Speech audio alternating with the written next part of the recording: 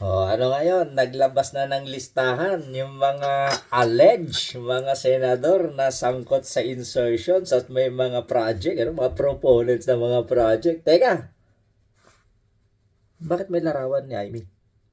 Bakit kasama siya? Oh. So, hindi siya malinis.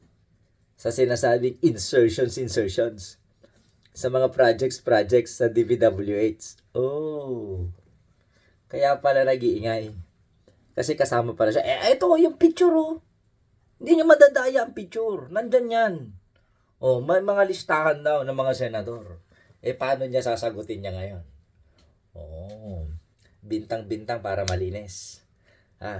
Yung ginawa, bibintang sa kabila, sa iba, para maging malinis siya.